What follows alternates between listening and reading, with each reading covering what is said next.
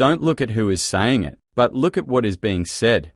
I am from a poor country far away from your world, and I have created a channel for you, with the hope that you will subscribe, like, comment, so that I can support my family. To many business people and public officials in the West, the post-war success of the Japanese economy is both an impressive and a puzzling achievement. The success is obvious and measurable, the reasons for it far less so. Seeking explanations, Western observers often fasten with wide-eyed enthusiasm on the mysterious workings of Japan Inc., that fabled edifice of business-government cooperation.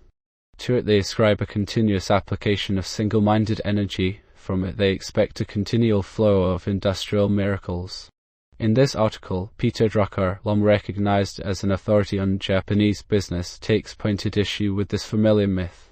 No such thing exists, he argues, at least not in the form commonly attributed to it. The accomplishments of Japanese industry are the result not of some all-powerful structure, but of Japan's having defined more ably than any other industrial nation some of the essential rules for managing complex organizations in the modern world. I am more afraid of the Japanese than I am of the Russians.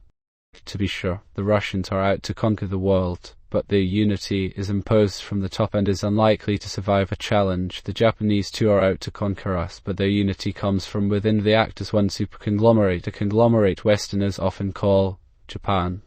To the Japanese, however, Japan Inc. is a joke, and not a very funny one.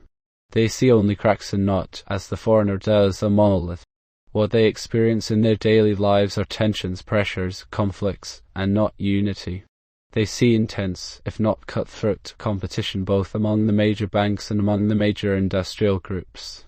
And the Japanese are themselves involved every day in the bitter factional infighting that characterizes their institutions, the unremitting guerrilla warfare that each ministry wages against all other ministries, and the factional bickering that animates the political parties, the cabinet, the universities, and individual businesses.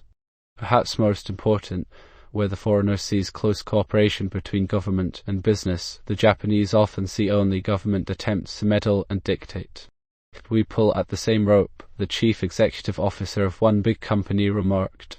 The Japanese government is not always successful in making industries work together in the national interest. Despite 20 years of continual pressure, the supposedly all-powerful Ministry of International Trade and Industry (MITI) has simply not been able to get the major computer manufacturers to pool their efforts, something that the governments of Germany, France, and Britain have all accomplished. One foreigner after another extols Japan's harmonious industrial relations, but the Japanese public curses the frequent wildcat strikes on the government-owned national railways. Only where the labor unions are exceedingly weak, that is, in the private sector, are labor relations harmonious. As Japanese labor leaders point out somewhat acidly, Western companies without unions, IBM, for example, tend to have the same kind of equitable labor relations as do Japanese companies. In the public sector, where unions are strong, a legacy of the U.S. occupation after World War II, there is no sign of this fabled harmony. Still, the Japanese have achieved the necessary consensus to participate effectively in the world economy. Contrary to popular belief in the miracle of Japan Inc., the competitive success of Japanese industry is not the result of some uniformity of thought and action. It is the result of something far more interesting: habits of political behavior that use the diversity in Japanese national life to produce effective economic action. Take competitiveness seriously. One of these habits is to consider thoroughly a proposed policy's impact on the productivity of Japanese industry, on Japan's competitive strength in the world market, and on Japan's balance of payments and trade. This has become almost second nature for Japanese policymakers in the ministries, in the Diet, and in business, as well as for analysts and critics in the popular newspapers and university economics departments. Unlike the Americans, for example, the Japanese are far too conscious of their dependence on imports for energy, raw materials, and food ever to shrug off the rest of the world or to push it out of their field of vision altogether. These broad considerations do not always carry the day, but again, unlike the Americans, every interested party in Japan takes them seriously. The automobile industry. MITI has, since around 1960, steadily opposed expansion of the Japanese automobile industry because, in large part, it views the private automobile as the self-indulgence and as the opening wedge of a consumer society which it finds abhorrent. In addition, it has maintained, at least it did in the early years, considerable skepticism about the ability of untried Japanese manufacturers to compete against the likes of GM, Ford, Fiat, and Volkswagen. It has also been quite fearful that a large automobile market in Japan would provoke irresistible demands to open Japan to foreign imports, the one thing it has been determined to prevent. But Miti has also believed, quite sincerely, that expansion of the automobile industry would have an adverse, indeed a deleterious, effect on Japan's balance of trade, on her ability to earn her way in the world economy, and on her productivity generally. The more successful the Japanese automobile industry, Miti has argued, the worse the economic impact on Japan. The automobile, it has pointed out, requires the two raw materials that are in shortest supply in Japan, petroleum and iron ore. It also requires the diversion of scarce resources, both food-growing land and capital, to highways and highway construction. Instead of an automobile industry, what Miti has wanted is massive investment to upgrade the railroad's freight handling capacity. There are plenty of diehards left, and not only at Miti, who still maintain that letting the Japanese automobile industry expand was a serious mistake. Even with record sales to North America and Western Europe, the industry's export earnings, they argue, are only a fraction of what the automobile costs Japan in foreign exchange for petroleum and iron ore imports. A small part of the sums spent on highways would have given the Japanese railroads the freight carrying capacity that the country still lacks, for the enormous amounts spent on roads have not been enough to build an adequate highway system. Trucks clog the roads, port cities are overcrowded, and air pollution is increasing. Miti lost its fight against the automobile.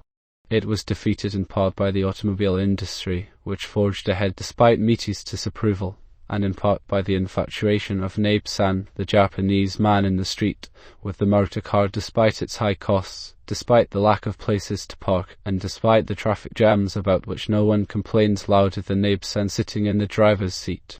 But at least, and this is the point, the automobile's impact on Japan's productivity, competitive position, and balance of trade was rigorously considered.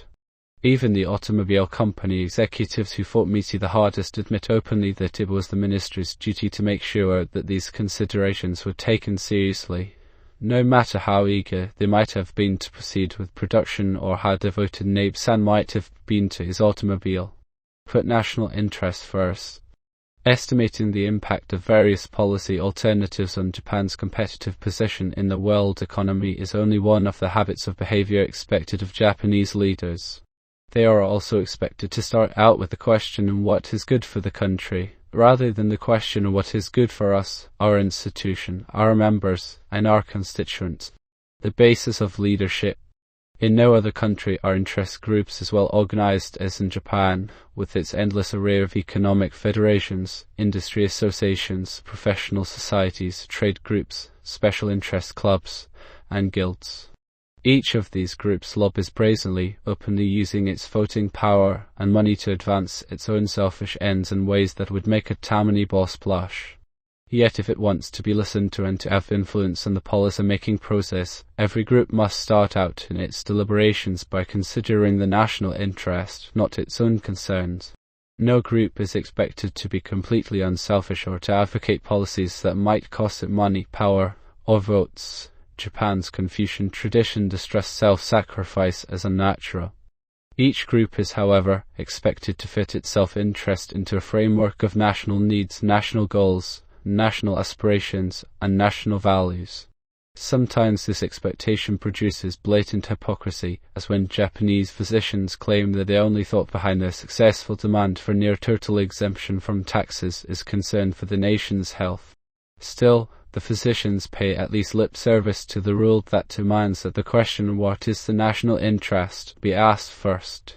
By failing to do even that and, instead, asserting that what is good for labor is ipso facto good for the country, Japanese unions have largely forfeited political influence and public acceptance, despite their impressive numbers.